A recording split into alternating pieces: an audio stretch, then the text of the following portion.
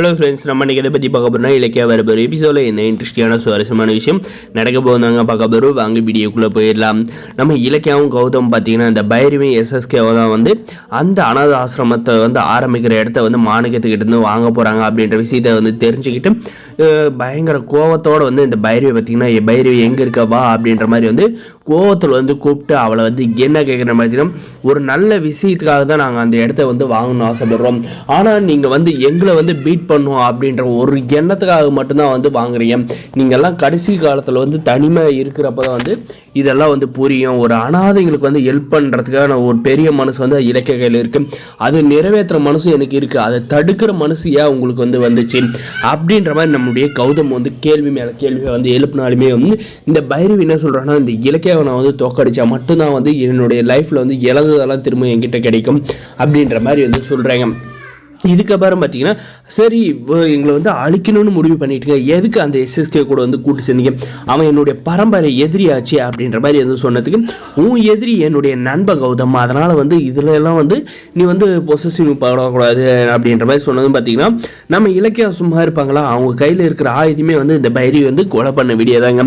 நீங்களும் அந்த எஸ்எஸ்கே சேர்ந்து தான் இந்த இடத்த வாங்குறீங்க பார்த்துட்றேன் அப்படின்ற மாதிரி பார்த்தீங்கன்னா அந்த பைரவியோட ஒரே ஒரு நிமிஷம் வாங்க அப்படின்னு சொல்லிட்டு அந்த பைரவி பற்றி லெஃப்ட் ரைட்டுன்னு வந்து பட்டி வெளுத்து வாங்கிட்டு அதுக்கப்புறம் அந்த வீடியோ எடுத்து காட்டுறாங்க. மேடம், நான் என்ன இந்த வீடியோ வச்சுக்கிட்டு நான் ஊருக்காக போகிறது, நான் எதுக்கு நீங்கள் வந்து என்கிட்ட வந்து பணிஞ்சு போகிற மாதிரி தெரியல, என் ஆசையை வந்து கௌதம் நிறைவேற்ற பண்ணுறாரு, ஆனால் நீங்கள் வந்து அதை அழிக்க பண்ணுறீங்க, நான் வந்து இது அழகாக போலீஸ் கேள் கொடுத்துட்டு நான் மெடலை வாங்கிக்கிறேன் அப்படின்ற மாதிரி வந்து சொன்னதுக்கு பார்த்தீங்கன்னா இலக்கியா அப்படியெல்லாம் வந்து பண்ணுறத அந்த மாணிக்கத்தோட இடத்துல வந்து நான் வந்து தலையிட மாட்டேன் அப்படின்ற மாதிரி வந்து சொல்கிறாங்க. ஆனால் வந்து எஸ்எஸ்கே அந்த இடத்த வந்து வாங்குறதுல வந்து உறுதியாக இருக்கா, அதை வந்து என்னால் வந்து தடுக்க முடியாது, உங்களால் முடிஞ்சதை பண்ணிக்கோங்க அப்படின்ற மாதிரி வந்து சொல்லிடுறேங்க. அதுக்கப்புறம் பார்த்தீங்கன்னா அதெல்லாம் நான் வந்து பார்த்துக்கிறேன், நீ அந்த இனிமேல் அந்த விஷயத்தில் வந்து தலையிட்டேனா அவ்வளோதான் அப்படின்ற மாதிரி வந்து மிரட்டிடுறாங்க. அதுக்கப்புறம் பார்த்தீங்கன்னா இந்த எஸ்எஸ்கே வந்து எப்படி வந்து டீல் பண்ண போகிறாங்க அப்படின்றதாக வரப்போகிற எபிசோடில் இன்ட்ரெஸ்டிங்காகவும் சுவாரஸ்யமாக வந்து கொண்டு போகிறாங்க.